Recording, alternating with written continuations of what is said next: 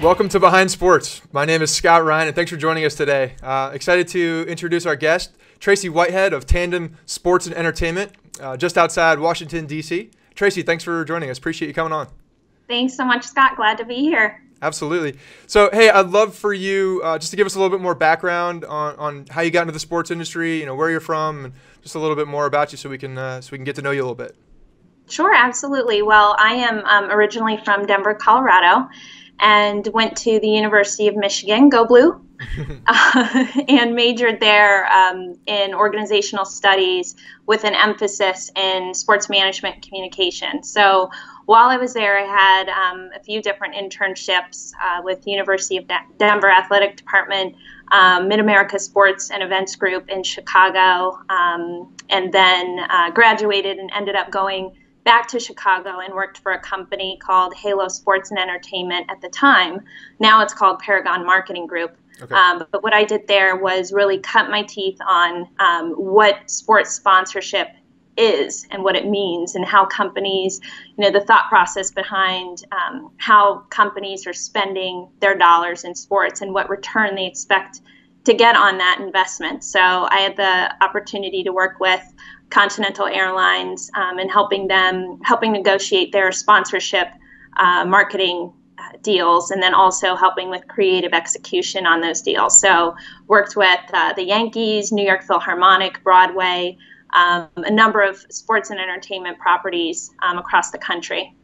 So I did that for a couple of years, and had always wanted to work either in or with an NBA team. And my opportunity came in a couple of years, and I went to work with the Atlanta Hawks and Atlanta Thrashers. I was there for 5 years. Did marketing, advertising, and branding. So it's kind of called the glue of the organization, where my main role was to figure out how to kind of bring more sponsors in through the sponsorship group, activate within marketing with our players, using community relations and public relations to really get our messaging and our branding out with the use of our players in creative ways. And then also, just figuring out ways to bring in more fans and build the brand. When I was with the Hawks, they were not the Hawks that have been to the playoffs the last few years. So there was a lot more that we had to do to engage fans and sell tickets. And it was just a great experience to really learn the business and do some creative and fun things. So I did that for 5 years, and then had the opportunity to join Jim Tanner, the sports agent, sports attorney, who I work with now at Tandem. Before Tandem, we were at Williams and Connolly, and I moved on to the athlete representation side and have been overseeing off the court endeavors for our clients for the last 7 years. So Great. It's been great. That's awesome. And, we're going to get into a lot of that off the court stuff with all of the new media out there. There's so many different things to think about for an athlete and their brand, and, how they manage it, and how you consult them on those things. So we definitely want to talk about that. If you could kind of talk just a little bit specifically about, you guys are, I know, a relatively new company, but you've been in the industry for quite some time. If you could talk about the new company, Tandem, and your services and some of your clients. Absolutely. Well, Tandem Sports and Entertainment, we're about a month old, but as I was saying a little bit earlier, we're new, but we're old. Right.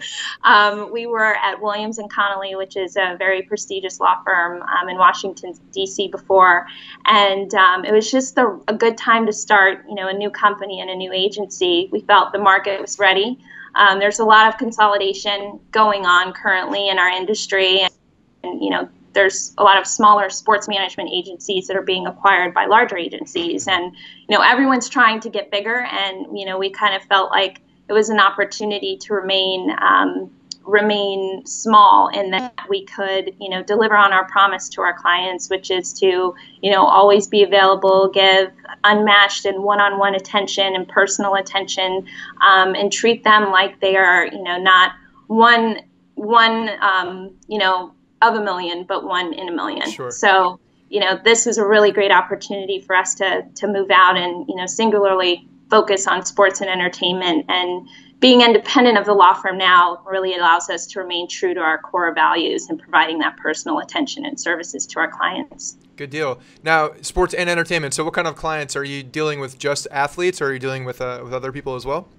Absolutely. We have mainly on the sports side NBA and WNBA athletes, which include Grant Hill, Ray Allen, Jeremy Lin, John Henson, Ray Allen, I don't know if I said Ray, Tim Duncan, Tameka Catchings, a number of, amazingly talented athletes, but just genuinely good people. Sure. And then we also represent a couple of sportscasters and broadcasters, Glenn Consor, Mark Tillman, who are here in the area. And also on the entertainment side, represent Candy Crawley. So we're definitely growing and looking forward to, continuing to build our roster with those, quote unquote, good guys and, genuinely really talented people in their craft, but also very, very good people doing well, away from their craft. So you guys came from a law firm, or the majority of the people it seems like, and now you're a full-blown agency. Do you guys offer services, through marketing, branding? What kind of services, what's your service look like as far as the Absolutely. offerings? So we handle full representation of all of our clients. So meaning their contract negotiations, on the sports side, free agency, the draft, the things that are considered on the court or, within broadcasting and publishing is another one of our services for, anyone writing a book. Okay. We handle all of the contracts on that end of it. But looking at more of the marketing and communication side, for marketing specifically, we do across the board, everything for our clients. So endorsements, appearances, special event management coordination, some sports consulting, as well as social media and digital media strategy. And then on the communication side, we have our publicist here who has had a long time in the sports industry. We have corporate clients as well that we only do PR and communications for, and then it kind of bleeds over into some of the marketing as well for some of those clients when there's a book launch or a special event and things like that. But I mean, fully integrated services across the board. Good deal. One specific thing I'd love to talk about and get your insight on is building the digital brand for an athlete specifically, and how that correlates with their off the field or off the court marketing opportunities. So specifically talking about their social media and really controlling, because when you have a website or a social media account, you can kind of control the story at that point. You're not dealing with outside medias. How does that correlate with getting opportunities off the court? Absolutely. Well, it's funny because I'm probably the only person in sports marketing and branding that has a love-hate relationship with social media and online branding. I see, the pluses and the minuses, but let's start with the pluses. Okay. Marketing has evolved so much from, even the days of Grant Hill, when you think back to the Fila commercials and the Sprite commercials and, everything that he was doing. It's just much different now. It's less about your performance and the things that you've done on the court, from winning championships and having all-star selections, to how many followers do you have? How are you setting yourself apart online via YouTube videos, or how creative can you be in a 6-second Vine video? I mean, these are the things that companies are really placing tremendous value on. I think that's almost becoming primary, while their performance and accolades are kind of secondary. It's the icing on the cake. So for us, we really have stressed the importance to our clients of having some sort of online brand, whether they're interested in social media or they're not. We work with them to build a strategy to really help them brand themselves digitally. So I think a couple of things that are great are maintaining the connection with your fans, but also building a connection with your fans, and finding different ways to bring values to companies and brands where you can get really creative and get eyeballs on their product. but it absolutely provides a voice for so many other things that are important to our clients to be able to talk about their charitable and philanthropic efforts, their business ventures, and gaining support and driving traffic to those things. And it opens the door for other collaborative opportunities and really creative content.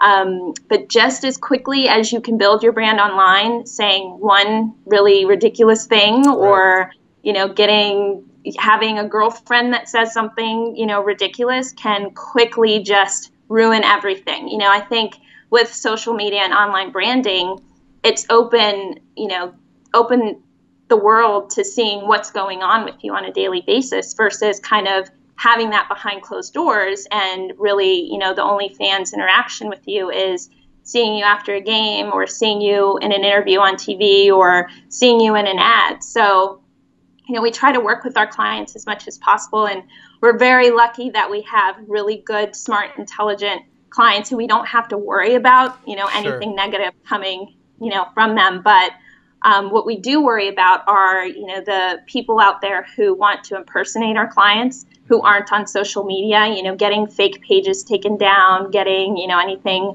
that is just, not very well represented of our clients removed immediately. That's one of the ways that we specifically help our clients protect their brands online if they choose not to have that online or digital presence.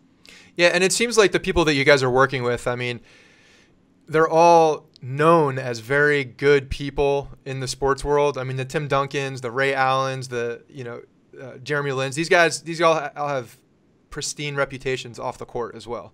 Right. So it seems like that part of it might be a little bit more manageable for you guys.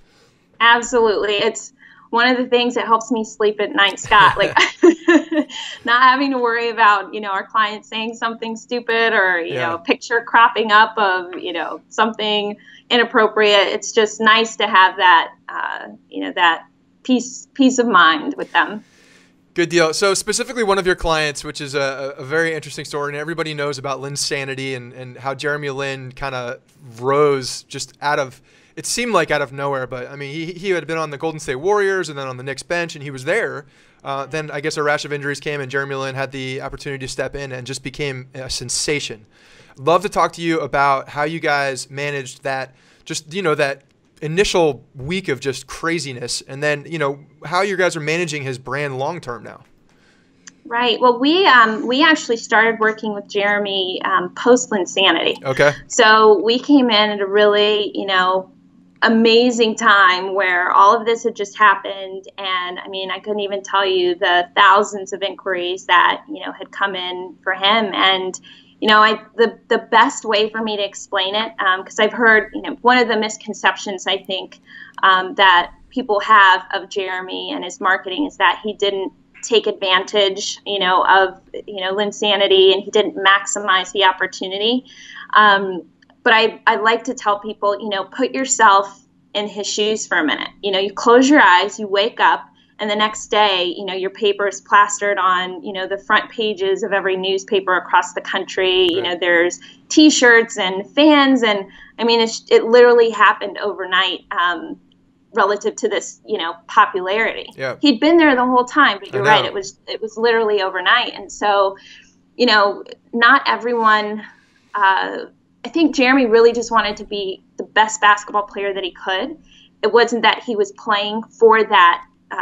Superstardom. He didn't want really to be, the mega star that just kind of exploded. He just wanted to be a really good player and help his team win. Right. So when it came to the marketing, the family and, once we stepped in to help out and represent him, really took our time in finding the perfect opportunities for him. One of the things that's really important is authenticity. Sure. And making sure that things are organic, and making sure that, with any of our clients, that anything that they're doing off the court speaks to their personal interests, their personal objectives, and not only short-term but long-term goals. So we really took our time and, identified those relationships that would best fit Jeremy's goals and Jeremy's interests.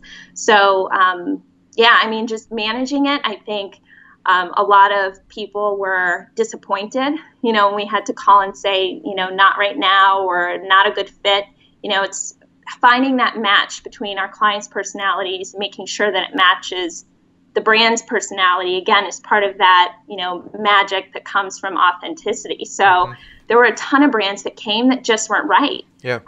And weren't a good fit. And so, to hear the disappointment was, something that was, hard to deal with, because, you, of course, leveraging any opportunity like that is once in a lifetime. But we were all very confident that we were leveraging it in the exact right way to make sure we were answering what Jeremy wanted, and making sure that, he was matched with companies that he believed in and that believed in him and were a really good fit all the way around. And saying no sometimes in the short term might be the better solution for the long term for the client. Absolutely. Yeah, absolutely. And, it was interesting to watch who some of the brands selected, as celebrity endorsers in his place, and to see how the campaigns went. Were they successful? Weren't they successful? And, it was really interesting to watch that kind of after the fact. Yeah. But knowing that, the right decision was made to pass on the opportunity at the time. Well, great. Tracy, that was I appreciate you giving us the insight on your clients and the company. I'd like to kind of wrap up the interview with just a couple questions from you. You've been in the industry for quite some time now, with Tandem for the past month, but you've been in the sports industry with the NBA. Can you talk to, one of the more outlandish or unique moments you've had in your career? Yeah, there's so many, but the one that I can think of, and it's probably going to be boring to everyone, but it was really special to me, was, I had interned for the University of Denver athletic department. It was in between my sophomore and junior year at Michigan. And I, was just had decided I wanted to go into the sports industry. And it was huge for me to be able to go home and get this internship, that summer. It was just a sign to me that it was all meant to be. And I went in and I met the vice chancellor of athletics at the time, who was a gentleman by the name of Bernie Mullen. I don't know if you're familiar with Bernie, but I remember saying hello to him, meeting him. It was literally maybe 10 to 15 seconds. And then I went about, my internship for the summer. Well, fast forward 10 years later, Bernie had been at the NBA. He'd gone around and worked for some different teams. And I was with the Atlanta Hawks at the time. We got new ownership group in that consolidated the Hawks and Thrashers front offices. And Bernie Mullen came in as president. Now, again, this was like 10 years ago. I was very young. I remembered meeting the vice chancellor, but did not remember it was Bernie Mullen. Right. And Bernie had requested to meet with me. So I went to his office, and I was very nervous because I'm like, the president, wants to meet with me. And at the time, I think I was a coordinator or a manager. And, I walked into his office and I shook his hand and I said, "It's so nice to meet you." He's like, "It's good to see you again." Like, what are you talking about? Right. And I was like, "What do you mean?" And I was thinking in my head, and it clicked like, oh my gosh, I've met him before. Like, I've talked to him before, but it was so long ago. It was amazing that he remembered me. And, we sat down and he said, "I'm so glad to see you here, and how much you've grown and you've, advanced in this industry. And this is only the beginning." So that was one of the most special and unique moments for me, because it proved to me that, one, your reputation is definitely everything, sure, especially in this industry, the way that you carry yourself, from meeting someone at an internship to actually going on and, working with them very closely on the team side. I mean, it's so important that, especially in this industry, I think it's very, small and intimate. And so every person that you meet, you never know where you're going to see them again. And so you want to leave that, good impression the first time, because it's not going to be the last time.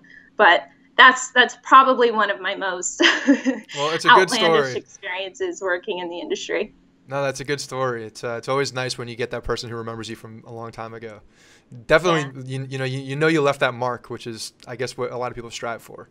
So, last question, love to ask is, if you had, if a young athlete came to you and was looking for some advice on how to handle their brand, what kind of tips or advice would you give them? My advice that I always give is if your mom or grandmother would not want to see it, hear it, say it, or hear about it, don't do it. Okay. I think, with social media, especially now, it's so easy for, people to, again, it just takes one post or right. one share and you're branded for life. And so, I try to explain to, young people trying to get into the industry that, yes, this is a very glamorous, job from the outside, but when you're in the inside, it's a job and you have a responsibility and you have a commitment, whether it's to your clients or your team or the league or the company that you're working for. And they take it very seriously who they're hiring. Again, all of that used to be behind closed doors where no one knew if you took a picture at a party with your friend, right. They never saw it. But now it's plastered whether you posted it or your friend posted it. Employers think about those things now. So that is really my best advice is just think twice before you post or use social media for personal use.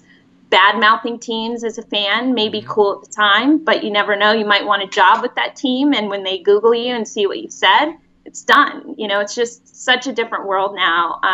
But I think, from a branding standpoint, in order to make it in this industry, you really have to be cognizant about the way you carry yourself and, the people that you hang out with and, the types of things that you're doing away from the job. It's very good advice. You're right. One click can do it. One click can do it. Tracy, thank you very much. I really appreciate taking the time to talk with us, and would love to have you on again and talk more about your clients. Thank you so much. This was a lot of fun. All right. Appreciate it. My pleasure. My name is Scott Ryan, and this is Behind Sports. Thanks for joining us, and we'll see you soon.